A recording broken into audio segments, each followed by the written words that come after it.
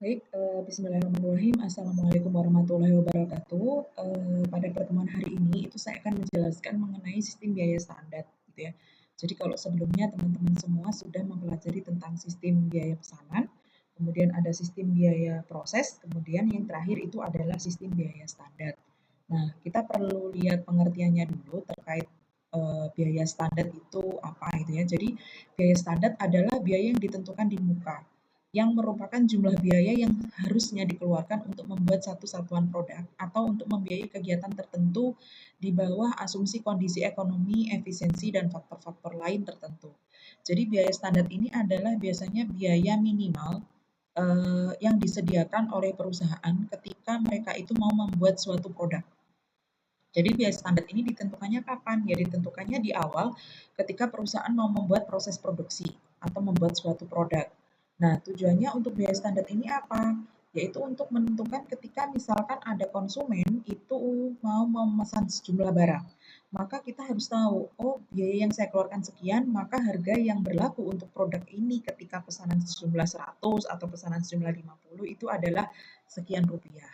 Nah, itu tanpa memperhatikan adanya asumsi kondisi ekonomi ya. Artinya enggak tahu itu harga bahan baku naik atau harga bahan baku itu sedang turun. Nah, sehingga kalau mau amannya itu perusahaan setiap menentukan proses produksi harus ada cadangan ya atau biasanya bahan baku itu di-up-kan saja sehingga tidak menimbulkan kerugian di masa yang akan datang.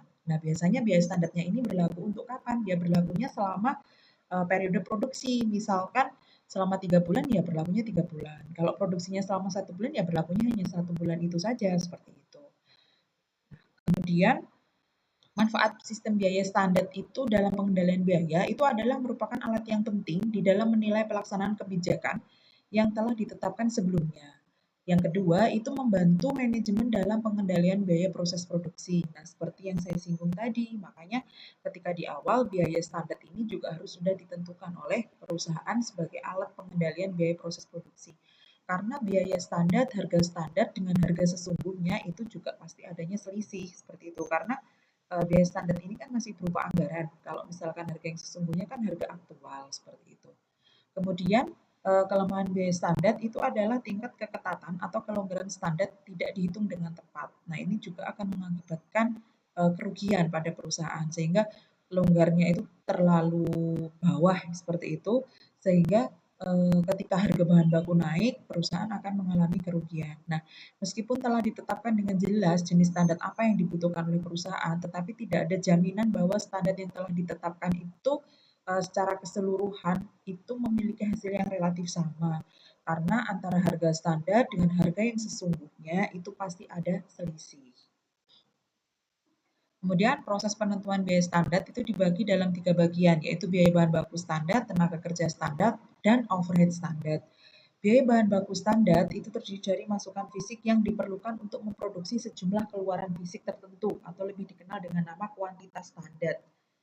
Kemudian harga persatuan masukan fisik atau disebut pula harga standar. Nah, biaya bahan baku itu dari masukan fisik sama harga per satuan. Kemudian kalau kuantitas standar itu dari penyelidikan teknis sama analisis catatan masa lalu. Nah, nanti akan saya tuliskan rumusnya di belakang supaya lebih mudah ya. Nah, kemudian kalau biaya tenaga kerja itu terdiri dari 2 unsur, yaitu jam tenaga kerja standar sama tarif upah standar. Syarat mutlak berlakunya jam tenaga kerja itu adalah adanya tata letak pabrik atau plan layout yang efisien. Jadi, eh, jam tenaga kerja kalau layout pabriknya itu efisien, mudah dikunjungi, itu juga mempercepat pekerjaan seperti itu ya, sehingga efeknya juga pada jumlah jam.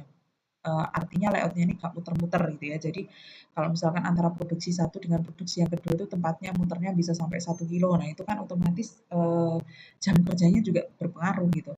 Kemudian pengembangan staf perencanaan produksi, pembelian bahan baku yang direncanakan dengan baik, standarisasi kerja karyawan dan metode-metode sehingga proses produksi itu dapat dilaksanakan dengan baik. Jam tenaga kerja standar itu dapat ditentukan dengan cara menghitung rata-rata jam kerja yang dilakukan dalam suatu pekerjaan berdasarkan kartu harga pokok pada periode yang lalu, kemudian membuat tes run operasi produksi di bawah keadaan normal yang diharapkan, Kemudian mengadakan penyelidikan gerak dan waktu dari berbagai kerja karyawan di bawah keadaan yang diharapkan oleh perusahaan. Mengadakan taksiran atau estimasi yang wajar yang didasarkan pada pengalaman dan pengetahuan operasi produksi dan produk atau dari data historis. Kemudian tarif upah standar dapat ditentukan atas dasar perjanjian dengan karyawan bisa, data upah masa lalu yang ditentukan oleh perusahaan juga bisa, atau perhitungan tarif upah dalam kondisi operasi normal. Jadi ini kalau misalkan bisa digunakan ketika perusahaan itu dalam kondisi yang normal ya. Kita tidak melihat faktor-faktor ekonomi tadi, artinya tidak melihat karena adanya pandemi dan lain sebagainya. Kemudian perencanaan ini ada beberapa contoh soal tentang perencanaan biaya standar. Di situ perusahaan menganggarkan jumlah produksi tahun yang akan datang sejumlah sekian unit dengan harga jual 40.000 unit. Bahan baku yang dibutuhkan adalah 3.000 kilo dengan total harga beli 3 juta. 3 karyawan yang dipekerjakan masing-masing A, B, C, sekian, sekian, sekian. Nah itu ya. Nah maka teman-teman hitunglah perencanaan biaya produksi standar, bahan baku, tenaga kerja, dan BOP. Nah, ini rumusnya di bawah juga sudah saya sertakan.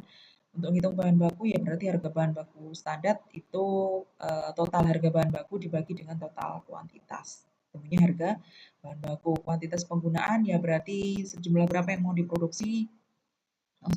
Sejumlah bahan baku dibagi dengan berapa yang mau diproduksi sehingga memerlukan kuantitas bahan baku sejumlah 2 kilo per unit. Ini untuk tenaga kerjanya, nah ini untuk penyelesaiannya ya. Nah, oke. Kemudian saya lanjut ke penyimpangan biaya standar.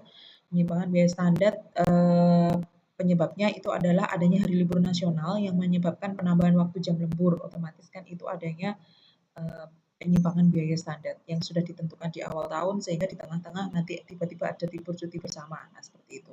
Kemudian itu kan otomatis menambah waktu jam lembur. Kemudian adanya kerusakan peralatan atau mesin-mesin pada saat produksi sedang banyak. Adanya kesalahan produksi sehingga produk perlu diperbaiki dan membutuhkan biaya tambahan lagi.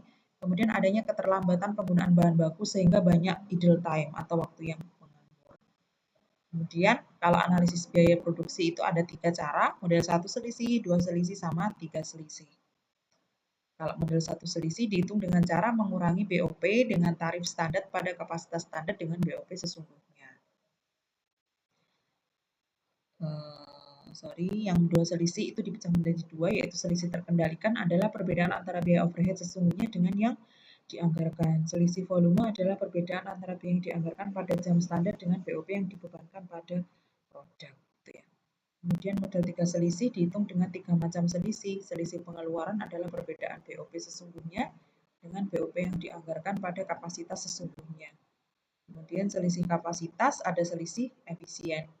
Nah, ini rumusnya untuk satu selisih biaya bahan baku, total selisih sama dengan harga standar kali kuantitas standar dikurangi harga sesungguhnya kali kuantitas sesungguhnya.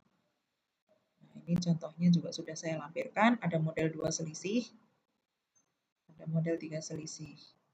Ini kalau untuk tenaga kerja yang model 1 selisih. Kalau yang ada ST-nya berarti dia standar ya, kalau yang TUS saja misalkan berarti tarif upah sesungguhnya. Tergantung nanti soalnya seperti apa. Untuk latihan soal, ini bisa dicoba untuk dikerjakan. Oke, demikian materi yang bisa saya sampaikan. Ada kurang lebihnya saya mohon maaf. Jika ada yang perlu ditanyakan nanti bisa disampaikan. Terima kasih. Assalamualaikum warahmatullahi wabarakatuh.